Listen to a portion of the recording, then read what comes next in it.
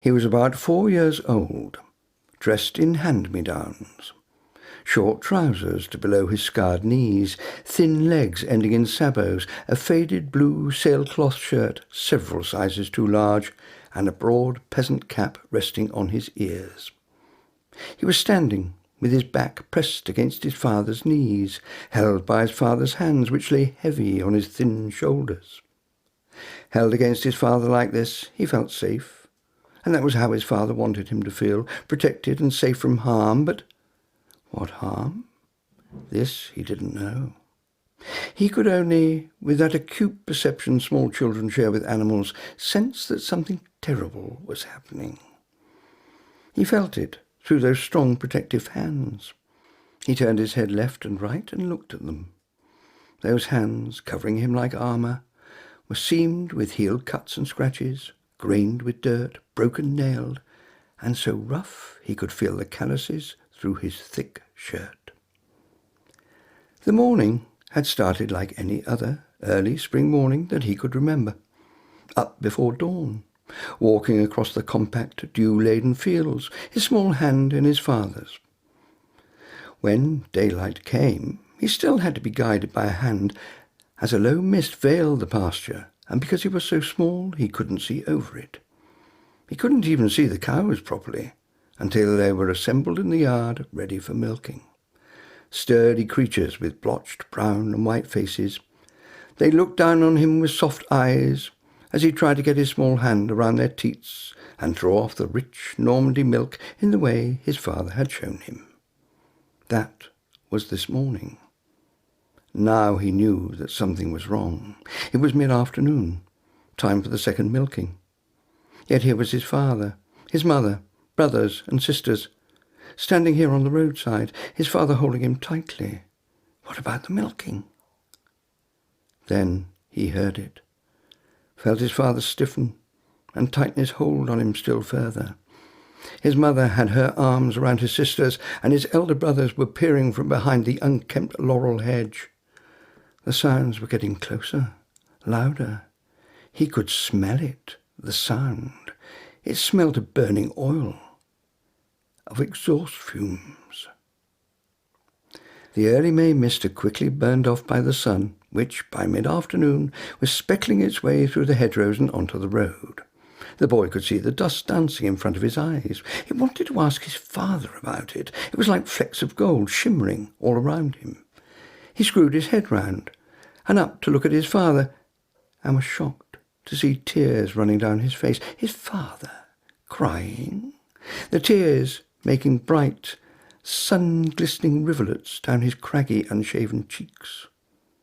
All of a sudden, and for the first time that day, he felt frightened and unsure. He turned his eyes back to the road and watched the first column of armoured vehicles emerge from the bend in the narrow lane that passed by the farm. He felt his father's hands press him still tighter as the convoy rumbled inexorably by. Now the fear was replaced by wonder. This was too big to be frightened of. This was altogether outside his experience. This was exciting. After a long time, there were no more cars and trucks, only men. Men marching four abreast, as many as the narrow lane would permit, men in grey uniforms with steel hats and guns and boots, looking straight ahead. The boy wanted to wave, to make them look at him and wave back, but his father's hands told him that would be wrong, so he just watched the endless column until it had passed. He felt he was no longer the baby of the family. In the time it took his father's enemies to pass, he sensed his infancy had passed with them. On the surface, life on the farm continued very much as he had always known it. The milking, the feeding of chickens, calves and pigs, butter and cheese making, summer smells of hay and sweet meadow grasses. All these were unchanged, but he had changed. He must have done. Or perhaps it was everybody else in the family. His mother no longer treated him like a baby. His sisters were always found whispering in corners when they should be petting and spoiling him. His brothers no longer teased him or bullied him, depending on their mood, but ignored him as they consorted with the other bigger boys in the community. And what of his father? His father, who had been seen to weep, seemingly now had no time to talk to him of the ways of husbandry and country wisdom, to point out a new badger set, a squirrel tray, or to take him by the hand and walk the perimeter of the family holding. Since he had apparently lost the privileges of toddlerhood, he assumed he must have grown up, and that this newfound status, from which so little advantage appeared to accrue, began with those men in grey, began, in fact, with his father's tears. With meteorological irony, it was a lovely summer in northern France, that summer of 1940. The boy, not allowed near the gates or on the road, played in the yard and watched the dust swirl and settle as convoys of supplies and building materials passed by the farm on their way to the coast. He could hear the sounds of demolition, of construction, shouted orders in some strange and to him unmusical tongue, and the songs of the men as they worked. One day, he was playing with a pile of stones, concentrating on balancing them, making a tiny wall, tongue protruding as his dry stone wall took shape, when he noticed, out of the corner of his eye, a pair of boots, black and coated with dust. Their contained legs apart, they stood four square and firmly planted. The boy looked up the length of boot, breeches and tunic, to a sunburned face, blonde hair and forage cap. The face smiled down at him, but before he could scramble to his feet, his mother swept in front of the soldier, snatched him up into her arms and into the house. This particular soldier became a daily visitor to the farm. He called for fresh milk and eggs, was quiet and courteous in his dealings with the family, who, nevertheless, sustained the barrier between them, which went beyond that of language. He remained unmoved by this attitude of veiled hostility, was always correct and as friendly as he was allowed to be. As the weeks went by and the months moved through autumn and winter, the procedure was unaltered. The soldier would arrive in the yard, at the farm, on his bicycle, commandeered as were all forms of transport in the region. He would lean the bicycle against one of the upright stone posts of the barn, walk across the yard, knock on the back door, and wait for the provisions to be brought to him. He was never invited into the house, nor did he seek admittance. As soon as it was obvious that the soldier posed no immediate physical threat to the occupants of the farm, the boy was given the task of handing over the produce at the door. Each morning, at the customary knock, he would open the door, nod to the soldier, disappear back into the kitchen, and return with the eggs and milk which had been made ready. The milk was in one of 2 3-litre jerry cans which the soldier had produced on his first visit.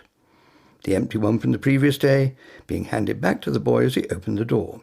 This simple ceremony continued into the next spring and summer, the knock on the door, the empty container being handed over, and the full one, together with a dozen eggs, delivered back to the waiting soldier. As soon as the door had closed, the boy took the empty container, and it was washed up together with the rest of the dairy utensils. During the exchange, the small boy and the friendly, blonde trooper in a uniform and jackboots would nod to each other. As time went by, the nods developed into tentative smiles, which, still later, became broader until a fully fledged conspiratorial wink was added to the repertoire. The rest of the family knew nothing of this. In any case, the boy's father always took care to be out of the yard when the soldier came. Instinctively, the boy shrank from any action which, to his father, might appear disloyal. The arrival of the soldiers had made his father cry, yet he knew this soldier to be a kind man. A man like his father in many respects, strong, open-faced, work-worn hands, and obviously comfortable in the surroundings of a working farm. So why was he a soldier? Apart from the colour of his hair, he looked more like a farmer. The boy couldn't understand. He was sure people would like the soldier more if he was a farmer and not a soldier, so why did he choose to wear a uniform? He wanted to ask these questions of his family, but they had already told him they didn't want to talk about the soldiers with him. They were becoming more and more morose and surly as time went on, more secretive. They talked in whispers everywhere, especially his brothers and his father, in corners away from him. He felt excluded, and they wouldn't talk to him. His little morning communion became the highlight of his day. He looked forward to and waited for that knock on the door, the gentle hand on his shoulder, the smiles, the winks and the friendship, all unspoken, yet clearly understood by them both. Then one day there came a different knock, an impatient, peremptory knock. He ran to the door and was thrown to one side as it opened, uninvited, and slammed into him. It was a soldier, but a different soldier, this one unsmiling, threatening. His mother ran to her son and thrust him behind her. The soldier held out the jerrycan, watched unblinkingly as she fetched the provisions, took them from her, and strode out, leaving the door open behind him. And from now on, the boy hated his daily chore. His friend had gone and been replaced by this man who made no effort to be pleasant, although he was not actively unkind or brutal. He was, however, unapproachable and cold. Anyway, the boy was now old enough to make some sense of the whispered conversations that reached his ears, and he could identify this new soldier with what he heard. The seasons took their inevitable course. The boy grew progressively older and infinitely wiser as his understanding of the situation developed. He learned to hate and to scheme, and to join in plots hatched in dark, out-of-the-way corners. He also learned how to avoid knowledge, the knowledge that other strangers, speaking yet another language, were seen, hidden and sheltered about the community, sheltered in some cases on his father's farm.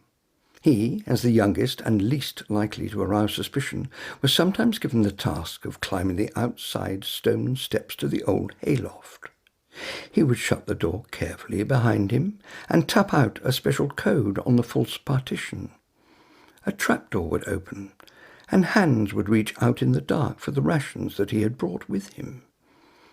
He never saw much of these strange nocturnal people, so if asked, he could honestly say he knew nothing of them. It was strange, though, because whenever this sort of thing happened, it seemed to revitalize the family. Their natural good humour was restored to them. Their eyes, dulled so much of the last few years, assumed brightness of confidence. They became motivated and moved about their mundane tasks with vigour and assurance. Then, one day, a neighbour, often a participant in the huddled discussions which took place, flew into the kitchen breathless and in a state of high excitement. He went straight to the boy's father and, without the customary formalities of a handshake, embraced him. He still held him close as he whispered to him, and they both, to the amazement of the boy, jumped up and down and danced an ungainly jig on the flagstones. In hushed, broken tones, his father then told the family of the momentous news, of the historic events that were to take place over the next few days, and of the part that they, his family, were to play in them. Spring was breaking into summer again. A fateful time of year, mused the boy. Still dressed in clothes outgrown by his brothers, he stood listening to the sounds of battle as Allied troops fought for the beachhead less than 10 kilometres away.